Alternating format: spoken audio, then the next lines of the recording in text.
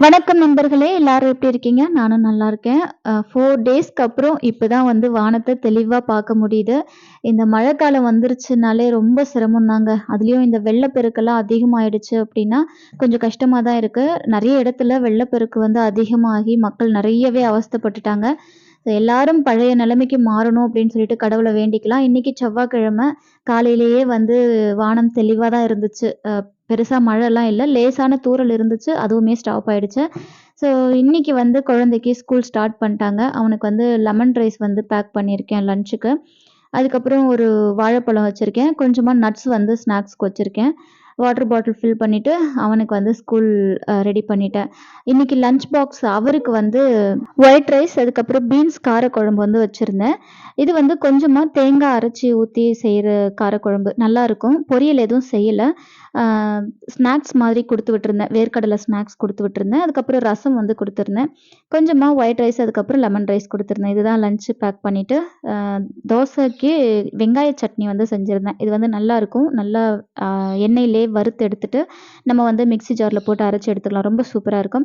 So breakfast ஒர்க்கும், அதுக்கப்புறம் lunch work எல்லாம் முடிச்சுட்டு, இன்னைக்கு செவ்வாய்க்கிழமை அப்படிங்கிறதால முருகப்பெருமானுக்கு அபிஷேக வழிபாடு செஞ்சிருந்தேன். எப்பவுமே காலையில பிரம்ம முகூர்த்தத்திலேயே வந்து விளக்கேத்திருவேன்.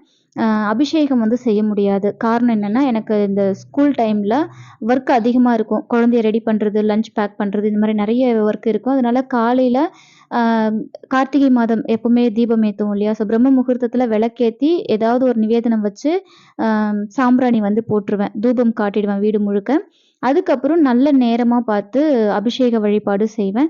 இன்னைக்கு செவ்வாய்க்கிழமை அப்படிங்கிறதுல செவ்வாய் ஹோரையிலேயே முருகப்பெருமானுக்கு அபிஷேகம் செய்யலாம் அப்படின்னு சொல்லிட்டு மதியம் போல தான் செஞ்சிருந்தேன். இன்னைக்கு முருகனுக்கு மஞ்சள், அதுக்கப்புறம் சந்தனம், பால், தயிர், பன்னீர் இதெல்லாம் வச்சு தான் அபிஷேகம் வந்து செஞ்சிருந்தேன். முருகப்பெருமானுடைய இந்த விக்கிரகம் எங்க வாங்குனீங்க அப்படின்னு சொல்லி கேட்டிருக்கீங்க.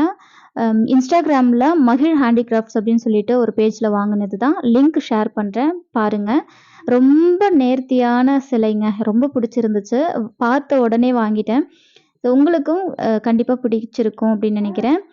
மயில் வந்து தனியா எடுக்க முடியாது. ஏன்னா ஒரு சிஸ்டர் கேட்டிருந்தீங்க, மயில் செப்பரேட்டா எடுக்க முடியுமா அப்படின்னு சொல்லிட்டு. இல்ல, அத அட்டாச் பண்ணி தான் வருது. வேல் வந்து நம்ம செப்பரேட்டா எடுத்துக்கலாம். எடுத்துட்டு நம்ம கிளீன் பண்ணிக்கலாம். சுத்தம் செய்யறதுக்கும் ரொம்ப சுலபமா தான் இருக்கும். பின்னாடி இருக்கிற முருகப்பெருமானுக்கு பின்னாடி இருக்கிற அந்த குட்டி திருவாட்சி இருக்கும் இல்லையா? அது வந்து செப்பரேட்டாலாம் வராது. அதிலேயே வந்து ஜாயின் பண்ணி விட்டுருக்காங்க. ஸோ விக்கிரகம் வந்து ரொம்ப பெர்ஃபெக்ட்டா இருக்கு நமக்கு. லிங்க் குடுக்குறேன். செக் பண்ணி வாங்கிக்கோங்க. அதுக்கப்புறம் வேல் வந்து நான் விளக்கு கடையில வாங்குனதுங்க. வேல் வாங்கி கூட ஒரு 2 வருஷம் ஆயிடுச்சு. இது வந்து நெறைய லிங்க் குடுத்துருக்கேன். விளக்கு கடையிலேயே நீங்க கேட்டீங்க அப்டின்னாவே தெரியும். நெறைய இந்த இந்த மாடல் வந்து அவங்க கிட்ட அவைலபிளா இருக்கு. இந்த குட்டி முருகன் வந்து Flipkartல வாங்குனது. ஒரு 1 இயர் ஆச்சு. இவர் தான் வந்து முதல்ல நம்ம வீட்டுக்கு வந்த முருகப்பெருமான். அதனால அவரோட சேர்த்து அபிஷேகம் செஞ்சுட்டு இருந்தேன். முருகனுக்கு வஸ்திரம் சாத்துறது எப்படி அப்படின்னு சொல்லி கேட்டிருக்கீங்க. நான் வீடியோ ஷேர் பண்ணியிருக்கேன். உங்களுக்கு தனியா வேணும் அப்படின்னா கண்டிப்பா குடுக்குறேன். ஏன்னா ஆல்ரெடி சஷ்டி விரதம் அன்னைக்கு அ எப்படி நம்ம க அதாவது வஸ்திரம் வந்து சாத்துறது அப்படின்னு சொல்லி கேட்டிருந்தீங்க. அதுக்கப்புறம் முருகப்பெருமானுக்கு இந்த அங்கவஸ்திரம் சாத்துறது நீங்க வாங்குறீங்களா? அப்படின்னு சொல்லி கேட்டிருக்கீங்க. முருகனுக்கு நம்ம வஸ்திரம் வாங்கணும் அப்படின்னா, நார்மலா நம்ம வந்து கிளாத் இந்த பூஜை ஐட்டம்ஸ்லாம் சேல்ஸ் பண்ணுவாங்க இல்லையா? அந்த கடைங்கள்லயே வஸ்திரம் வந்து கிடைக்குது. அப்படி இல்ல அப்படின்னா கூட, நீங்க இந்த ட்ரெஸ்ஸுக்கெல்லாம் நம்ம எடுப்போம் இல்லையா? கலெக்ஷன்ஸ் இந்த லேஸ் மாதிரி எல்லாம். ஸோ அந்த மாரி நம்ம வாங்கி வச்சுட்டு கூட நம்ம அழகா அலங்காரம் பண்ணலாம். முருகப்பெருமானுக்கு டெய்லி அபிஷேக அலங்காரம் செய்யறதுக்கு ஒரு மாதிரியும், சிறப்பு நாட்கள்ல, விசேஷ நாட்கள்ல அலங்காரம் செய்றது ஒரு மாதிரியும் இருக்கும். ஸோ அதெல்லாம் நான் தனித்தனி வீடியோல ஃபியூச்சர்ல நான் குடுக்குறேன். முருகப்பெருமானுக்கு திதி விரதம், நட்சத்திர விரதம், கிழமை விரதம் அப்படின்னு சொல்லிட்டு நெறைய விரதங்கள் இருக்கு. அதுல இந்த செவ்வாய்க்கிழமையில வர விரதம் அப்படிங்கிறது ரொம்ப ரொம்ப விசேஷம். பொதுவாகவே மங்களகாரகன் அப்படின்னு அழைக்கப்படுகின்ற செவ்வாய் பகவானுக்கு முருகப்பெருமான் அதிபதி அப்படிங்கிறதால, முருகனை வணங்கினால் நமக்கு வந்து எல்லா வகையிலும் செவ்வாய் கிரகத்துடைய அனுக்கிரகம் கிடைக்குங்க. நம்முடைய செல்வ நிலை உயரணும் அப்படின்னாலும் சரி, நம்முடைய காரியங்கள் வெற்றி அடையணும் அப்படின்னாலும் சரி, எதிரிகள் தொல்லை நீங்கணும் அப்படின்னாலும் சரி, திருமண தடைகள் விலகணும், குழந்தை பேருக்கு உண்டாகணும், இப்படி எல்லா விதமான வரங்களையும் தருபவர் முருகப்பெருமான் தான். பொதுவாகவே எல்லா தெய்வங்களும் முருகனுக்குள் அடக்கம் அப்படின்னு சொல்லுவாங்க. முருகனை வணங்கினால் அனைத்து தெய்வங்களையும் வணங்குவதற்கு சமம். அதனால தான் நம்ம முருகப்பெருமானுடைய வழிபாடு அப்படிங்கிறது முப்பெரும் தேவியரையும் மும்மூர்த்திகளையும் வணங்கியதற்கு சமம்.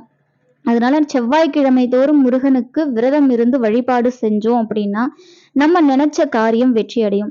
செவ்வாய்க்கிழமை தோறும் எப்படி விரதம் இருக்கிறது அப்படின்னு சொல்லி கேட்டிருக்கீங்க. ரொம்ப சிம்பிள் தான். காலையில ஒரு பொழுது மட்டும் நீங்க விரதம் இருந்தா போதும். ஏன்னா நான் அப்படிதான் கடைபிடிக்கிறேன். ஒரு சிலர் செவ்வாய்க்கிழமை முழுக்க விரதம் இருப்பாங்க. அது அவங்களுடைய உடல்நிலை சார்ந்தது, அவர்களுடைய மனநிலை சார்ந்தது.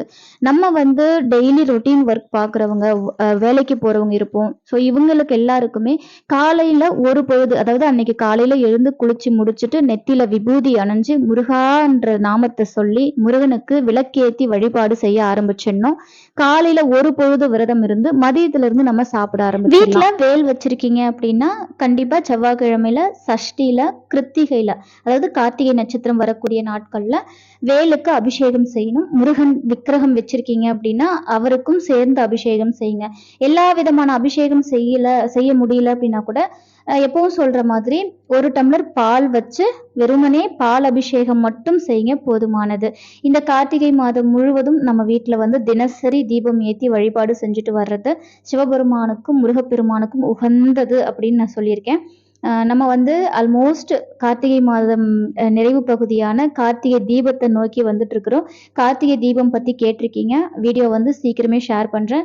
போன வருஷமே நம்ம சேனல்ல கார்த்திகை தீபம் பத்தின எல்லா வீடியோஸும் ஷேர் பண்ணியிருக்கேன். நம்ம வீட்டில் கார்த்திகை தீபம் எப்படி செலிப்ரேட் பண்ணோம் அப்படிங்கிறதையும் ஷேர் பண்ணியிருக்கேன். ஸோ இந்த கார்த்திகை தீபம் எல்லாருக்கும் எல்லாருடைய வாழ்க்கையிலும் ஒரு ஒளியை தரணும் அப்படின்னு சொல்லிட்டு வேண்டிக்கலாம்.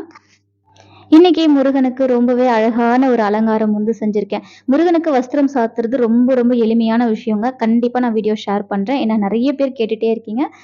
இன்னைக்கு செவ்வாய்க்கிழமை ரொம்ப அழகா முருகனுக்கு அலங்காரம் பண்ணியிருக்கேன். கரெக்டா நான் பூஜை பண்ணும்போது முருகப்பெருமானுடைய விக்கிரகத்திலிருந்து பூ விழுந்துச்சு. அதை பார்த்ததுமே அவ்வளோ சந்தோஷம் எனக்கு. நம்ம இந்த மாதிரி சின்ன சின்ன விஷயங்கள் மூலமா தான் இறைவன் நம்ம கூடவே இருக்காரு அப்படிங்கிறத உணர முடியும். அவருக்கு நம்ம திருப்புகழ் பாடுறதா இருக்கட்டும், இல்ல அவருக்கு கற்பூர தீபாராதனை காட்டுறதா இருக்கட்டும், அந்த மாதிரி சமயத்துல இறைவனுடைய சமிக்ஞைகளை நம்ம அதிகமா கவனிப்போம் இல்லையா? ஸோ அப்படிதான் 48 நாள் முருகப்பெருமானுக்கு எப்படி விரதம் இருக்கணும் அப்படிங்கிறத நான் தனி வீடியோவா நாளைக்கு ஷேர் பண்றேன். மிஸ் பண்ணாம பாருங்க. உங்களுக்கு இந்த வீடியோ பிடிச்சிருந்தா மறக்காம லைக் பண்ணுங்க, ஷேர் பண்ணுங்க, கமெண்ட் பண்ணுங்க, சப்ஸ்கிரைப் பண்ணிக்கோங்க. பக்கத்துல இருக்கிற பெல் ஐக்கானை கிளிக் பண்ணுங்க. உங்க ஃப்ரெண்ட்ஸ் அண்ட் ரிலேட்டிவ்ஸ்க்கு மறக்காம ஷேர் பண்ணி விடுங்க. Thank you so much. நெக்ஸ்ட் vlogல பார்க்கலாம். பாய்.